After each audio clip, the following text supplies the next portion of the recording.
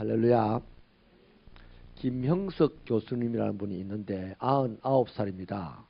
지난주에도 전라도 어디에 강연을 하러 갔다 왔다는데요.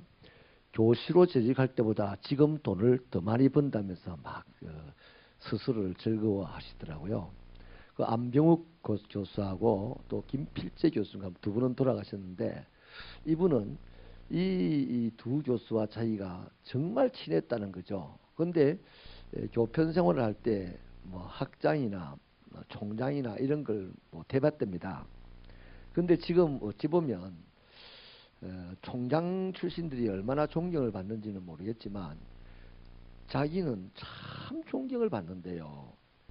그래 인생이 뭐가 행복합니까? 물으면 이 나이에 감사합니다, 고맙습니다, 인사받는 그게 행복이지요 이러더라고요. 그래서 전국으로 지금도 강의를 불려 다니는데 99살 할아버지가 말이 얼마나 또록또록한지요. 여러분 성경 읽을 때 또록또록하게 기대기를 바랍니다. 99살인데요. 말이 새는 게 하나도 없어요. 끝맺음도 분명해요. 얼마든지 잘 알아듣게끔 말을 하시더라고요. 그래서 그분이 하는 말이 그래요. 총장님들이 출신들이 얼마나 유명한지 유명히 하겠죠, 그죠? 유명하기로 지금 지존파 얼마나 유명합니까, 그죠? 얼마나 또 유명한지 모르겠지만 얼마나 존경받는지도 모르겠다. 그러나 저는 지금 막 전국을 다녀보면 이상하게 안병욱 교수 감사합니다, 김필재 교수님 감사합니다 이런 말을 자기가 살아있으니까 자기가 듣는다는 거예요. 그러면서 이제 그 말에는 자기도 포함이 되어 있다는 겁니다.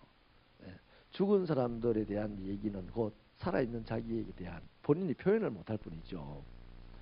그걸 볼 때 이 세상에 존경받고 행복하게 살아가는 기준은 특별히 유명해지고 또 부자가 되고 뭐 권력이 있어지고 이런 데 있는 것이 아니다. 시간이 지나갈수록 감사합니다 하는 인사를 솔직한 얘기로요, 막 벼락부자나 멋지다 부자 된 이런 사람들 또 뭐 고슴도치도 자기 새끼에게는 감사합니다 인사 받을 거예요, 그죠?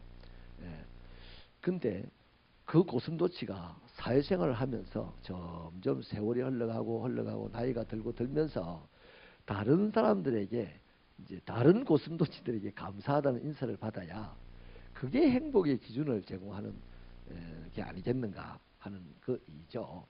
우리 새빛교회가 어차피 교회가 됐다면 대한민국 교회에 아니 역사 속에 있는 교회에 한 기준점을 제공할 수 있는 교회가 되기를 바랍니다.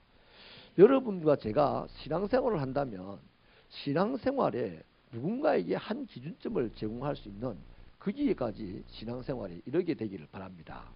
자기 기분에 도취되어 있는 것은요, 고슴도치도 자기 기분에 도취되어 있지만 누구도 고슴도치 곁에는 가지 않지 않습니까?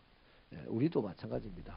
오늘 한국교회가 자기 기분에 도취되어서 세계 선교를 얼마만큼 했다, 선교사 파송을 국민 단위당 1등으로 한다, 이거 다 자기 기분에 도취돼서 말하기보다는 그냥 묵묵히 그 일을 하다 보면 다른 사람들이 또 다른 종교단체가 참 교회는 대단하다, 이렇게 되면 교회는 종교의 기준점이 될 줄로 믿습니다.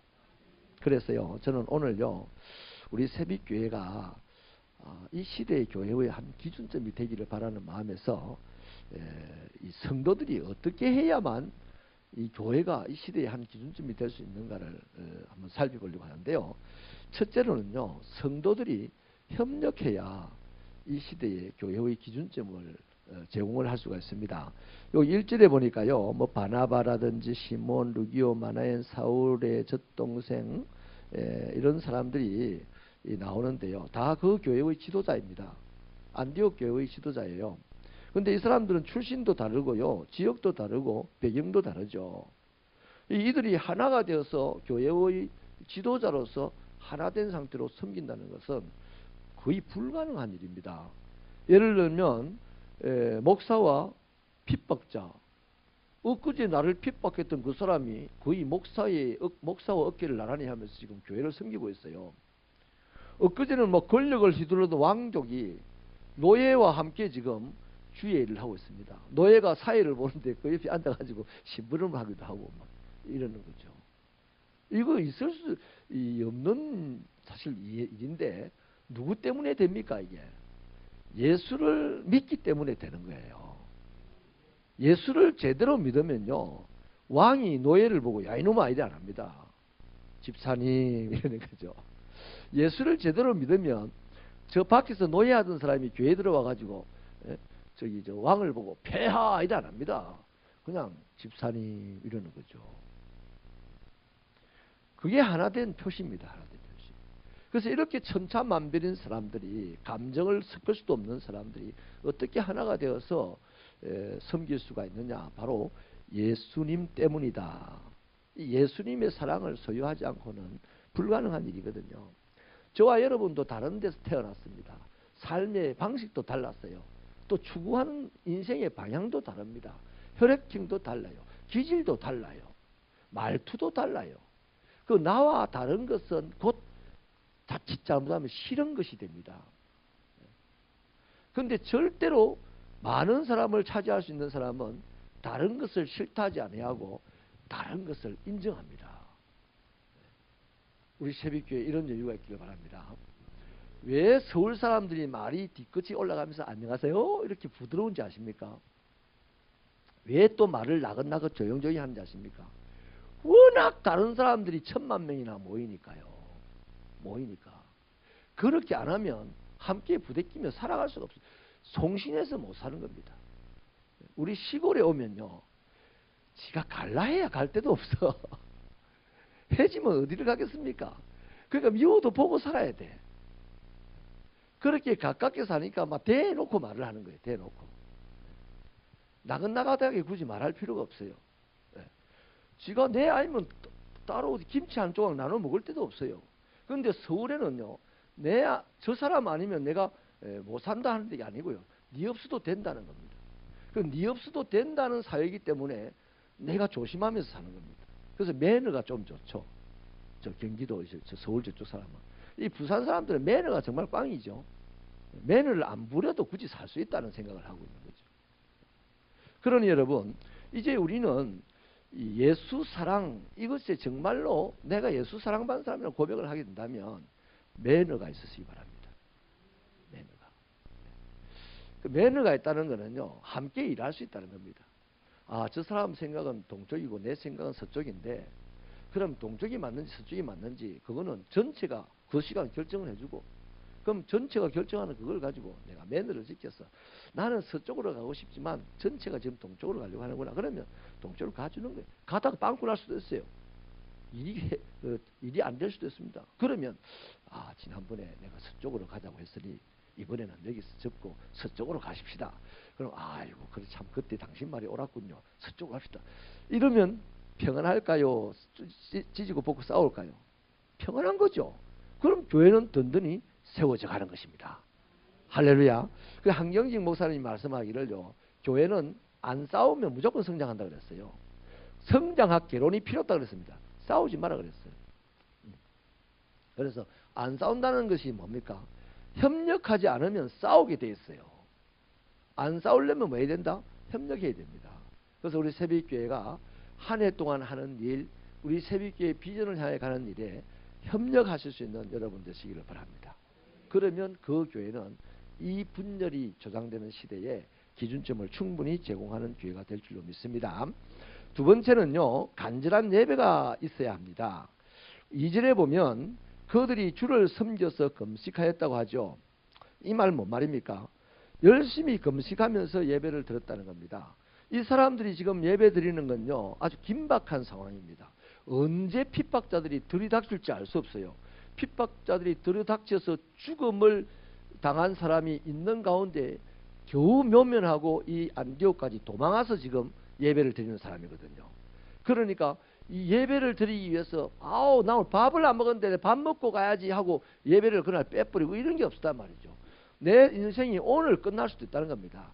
오늘 끝날 수도 있기 때문에 하나님과 가장 가까운 일, 예배에 밥 굶고 왔다는 얘기입니다. 밥 굶고. 부지기수로 밥 굶고 왔다는 얘기예요. 여러분, 이 사람들이 왜 이렇게 하겠습니까? 은혜 받지 않고는 지금 살아갈 수 없는 사람들입니다. 하나님의 은혜는 기적을 일으키잖아요. 나를 죽이러 오는 사람이 뇌를 앞에 앉혀놓고 뇌를 발견하지 못하게 하시는 그 안희숙 여사라는 분, 일제시대 때 일본 순사들이 눈을 갑자기 감겨졌는지 그가 일본으로 가는 배를 넉넉히 타고 일본으로 들어갈 수 있었다고 간증을 하잖아요. 그 어떻게 됩니까? 그 순사들이 눈이 반짝반짝한 사람인데 역번을 내밀어도 다 그냥 통과. 순사들이 보초를 쓰고서도 그냥 배를 통과. 그 안희숙 여사가 하는 말이 하나님이 그들의 눈을 감기셨다. 몰라요. 감기셨는지 안 감기 모르겠지만 무사히 갔다 이거예요. 그렇게 무사히 갔으니 수배자가 무사히 갔으니 하나님이 저들의 눈을 감기지 않고는 내가 갈 수 없는데 갔다. 그 하나님 간증하는 사람이 되는 거죠. 그 은혜가 있었기 때문에 일본으로 갈 수 있었단 말이죠. 그 안디옥 교인들도 은혜가 없으면 오늘 하루도 자기가 살 수 없. 오늘이 마지막 날일 수도 있고 다시는 예배 드릴 수 없는 사람일 수도 있고 또 그러한 와중에서도 안디옥 교인들은 복음을 또 열심히 전합니다. 그렇게 오늘 하루 당장 살아갈 수 있을지 없을지도 모르는 상황에서 복음은 또 전해야 되겠으니까 이게 뭐가 필요합니까? 은혜가 필요하다 이 말이죠. 그 은혜를 누리는 방법은 간절하게 예배 드릴 때 누리는 겁니다. 이 시대에 우리 개신교인들이 많지만 거의 1000만 명 된다고 하지만 왜 은혜를 누리지 못하고 왜 간증거리가 없느냐? 간절함이 없어서 그렇습니다. 간절함이 빈곤해요.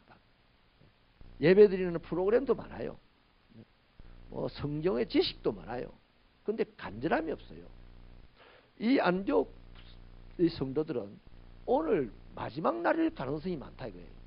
그 다음에 또 뭡니까?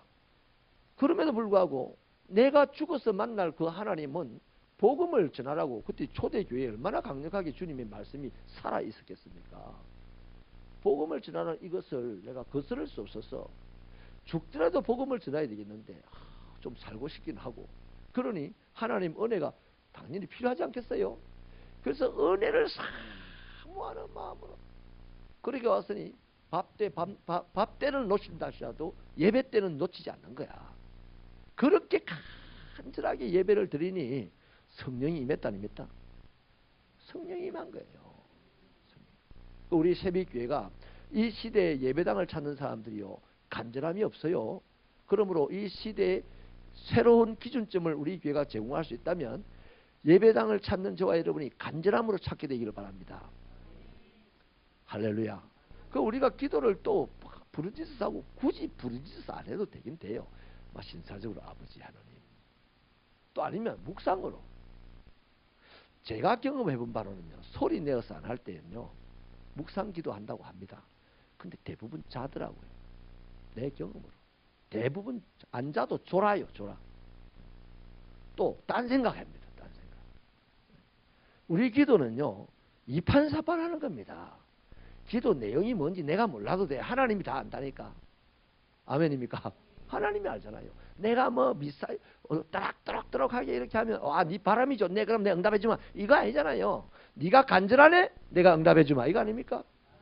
그래서 우리의 예배가 간절하게 되기를 바랍니다. 이런저런 거 생각할 거 많습니다. 앞사람 뒤통수 보고 생각할 거 많고요. 많아요.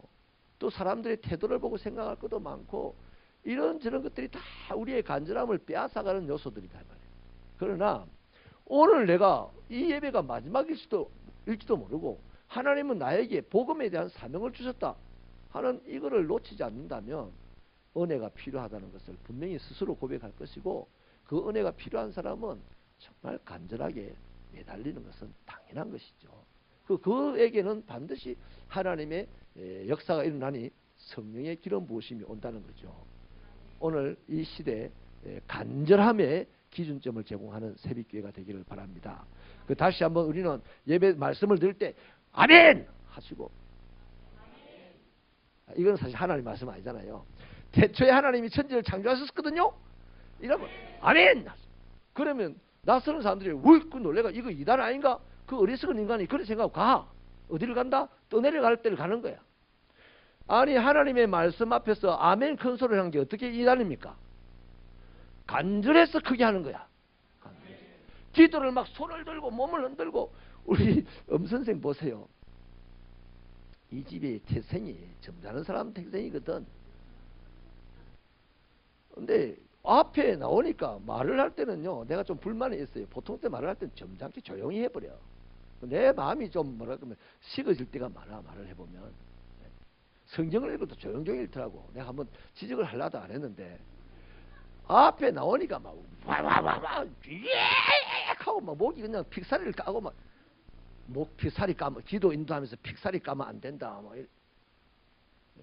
저도 픽사리 많이 까거든요. 픽사리. 죄송합니다. 이거 좀 무식한 말을 써서.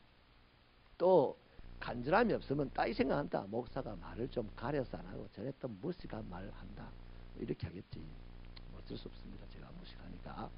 여러분, 이 간절함이, 나는 우리 영어 선생이 얼마 안 됐어요. 지금 12월 마지막 둘째 주부터 했으니까 하면 할수록 야, 기도의 능력이 지금 생겨나고 있다 하는 걸 느껴요.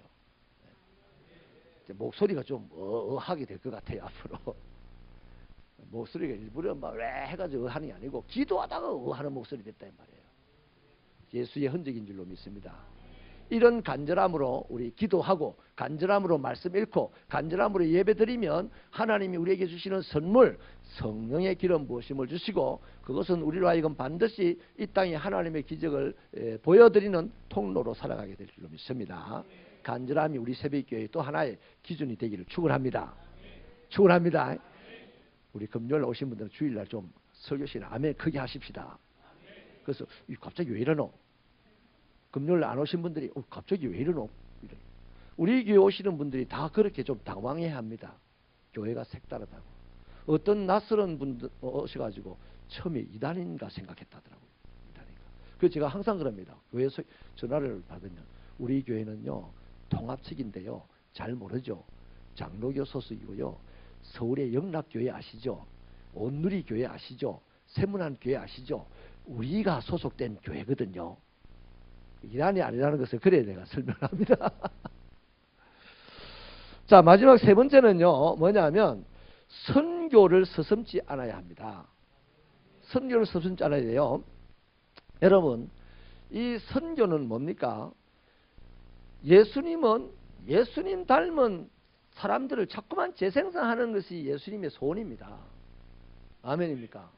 하나님의 나라는, 이곳이 하나님의 나라가 있습니까? 그러면 다른 마을로 가자. 그런 게 다른 마을로 가자. 하나님 나라 여기 있는데 뭘 여기 있을 거 있냐? 또 다른 마을로 가서 하나님 나라를 만들자. 그게 전도거든요. 예수님의 전도예요. 그러면 우리 세빛교회가 통도사 여기 있단 말이죠. 그러면 우리 세빛교회 같은 교회가 어디에 있기를 바라는 마음이 우리 안에 있어야 돼, 없어야 돼? 당연히 있어야 돼요. 여러분, 우리가 결혼을 하면 내 닮은 아이가 태어나기를 바랍니까? 안 바랍니까? 바라죠. 어떤 연예인은 보니까 외국 러시아인인데 우리나라 조금 유명한 사람의 부인이던데요. 애를 10명을 낳으려고 하는 거예요. 10명을. 근데 친정에서도 10명을 낳게 하려고 하는 거예요. 근데 한국인 남자 이분이 뭐 질리는 거라 그게.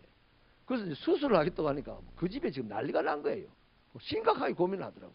아니 10명을 낳아야 되는데 어떻게 우리 사위가 이제 정관 수술을 하려고 하니 이 난리가 났다. 부인도 지금 난리가 났다. 애를 10명을 낳아야 되는데. 그 뭐 말입니까? 사람은 자기 닮은 자식을 낳기를 바라는 겁니다. 하나님의, 우리 교회 좋은 교회예요? 나쁜 교회입니까? 우리 교회가 천에 나쁜 교회라고 생각하는 사람은요, 우리 교회 같은 교회가 생기기를 바라면 안 되잖아요. 근데 우리 교회가 좋은 교회라고 생각하는 것 같으면 우리 교회 같은 교회가 여기저기 있어야 된다고 생각하지 않습니까? 꽃이 한 송이 있으면 이쁘다면 그 이쁜 꽃을 씨를 받아가지고 여러 송이를 만들고 싶고, 그것을 여러 송이로 만들 때 전체 들판이 그 꽃으로 가득 차게 되기를 바라서 그렇게 인생을 걸고 살아가는 사람들은 나중에 다 돈 벌잖아요. 관광객들이 몰려와가지고. 그걸 갖다가 꽃이 만발했다 그러고 꽃동산이라 그런다 이 말이에요. 우리 새벽교회가 온 세상에 남발하게 되기를, 꽃이 남발이죠. 남발이. 만발. 꽃이 만발하기를 되기를 바라는 마음이 진짜 있으면 두 손 들고 아멘입니다. 아멘. 저는 저 닮은 목회자가 많이 나오기를 바랐어요, 옛날에. 그래서 신학교 가는 청년들 보면 참 기특하고 고마웠어요. 우리 새벽교회 성도 닮은 성도들이 많이 나오게 되기를 축원합니다. 축원합니다. 내가 신앙생활이 개떡같다 생각하면 내 닮은 사람 하나님 안 나타나게 해주세요. 이렇게 기도해야 되고, 내 신앙이 나름대로 하나님 앞에 기준점을 제공할 만큼 열심히 하고 있다 생각하면 주님 적어도 저 닮은 성도들이 많이 나오게 해주세요. 이러한 자부심이 있게 되기를 축원합니다. 여기 3절에 보니까요, 안디옥 교회는 간절한 예배를 드리다가 성령의 음성을 듣죠. 누구를 파송하라 합니까? 바울과 바나바를 선교사로 파송하라고 하는 음성을 들어요. 여러분, 주님의 지상명령입니다. 선교하라는 것이. 그러면 이 사명을 받은 안디옥 교회가 우리는 이제 생긴 지 2년밖에 안 됐는데요, 예루살렘 교회 보고 하라고 하지요? 아니면 우리 교회 지금 2년 된 교회의 지도자가 바나바하고 지금 또 멋진 말씀의 선생 바울이 왔는데 우리 교회 지금 좀 멋지게 하려고 하는데 이 제일 큰 지도자 둘이를, 중요한 지도자 둘이를 선교사로 보내라니요. 할 말 많습니다. 안디옥 교회 입장에서는. 그런데 안디옥 교회가 이런저런 말 안 했잖아요. 하나님의 그 음성을 듣고 바로 이 두 분을 선교사로 파송을 하지 않습니까? 파송을 합니다. 그냥 설 가라 이렇게 하는 게 아니고요. 파송을 하는 거예요. 그럼 뭔 얘기입니까? 서슴없이 하나님의 음성에 순종했다는 겁니다. 제가 일전에 한번 설교시간에 그 말씀 드렸죠. 주저하지 않는 믿음. 지난 금요일날 말씀을 드렸나요? 그게 필요한 거죠. 그래서 안디옥 교회가 그렇게 서슴없이 하나님의 말씀대로 이 중요한 두 사람을 선교사로 파송을 하니까 예루살렘 교회는 앞으로 보면요, 자기 앞 치닫거리도 못하는 교회로 전락을 합니다. 그런데 안디옥 교회는 이후 세상 구원을 위하여 가장 강력하게 쓰임받는 교회가 됐다 이 말이에요. 그러므로 우리 새벽교회도 할 수 있다 없다? 이런 일을 수영로 교회만 하냐? 수영로 교회가 왜 그렇게 강력하게 성장했는지 압니까? 수영로 교회의 비전이 선교입니다. 수영로 교회 한 교회가 한 교단이 선교하는 것과 맞먹을 정도로 하고 있어요. 지금 수영로 교회가. 수영로 교회 제 아는 목사님 사모님 평신도가 선교사 훈련을 하는 그 훈련 선생입니다. 그의 훈련을 받고 그의 도장을 받으면 교회 선교사로 파송을 할 정도입니다. 강력하죠. 그러니 이 부산 땅에서 2만 명 성도가 모인다는 것은 있을 수 없는 일이잖아요. 그런데 거기는 2만 명이 모이고 있어요. 그러나 그런 일을 수영로 교회만 할 수 있는 게 아니고 안디옥 교회 2년밖에 안 된 교회도 할 수 있으니 우리 새벽교회 할 수 있다 없다? 있어요. 그 뭘 하면 선교에 대하여 주저함이 없으면 할 수 있다 이 말이에요. 그러면 그 교회는 세계 구원을 위한 기준점을 제공하는 교회가 될 줄 믿습니다. 말씀을 마칠게요. 여러분, 우리 새벽교회도 안디옥 교회와 같이 이렇게 쓰임받게 되기를 바랍니다. 그러면 지금 먼저 믿는 우리들끼리 협력을 잘하는 분들이 되십시다. 그 다음에 간절한 마인드로 예배드리고 기도하고 말씀을 들으십시다. 그 다음 선교에 주저하지 마십시다. 그러면 그 다음부터 하나님께서요 막 번쩍번쩍하면서 여러 가지 다양한 열매들을 우리에게 주실 줄로 믿습니다.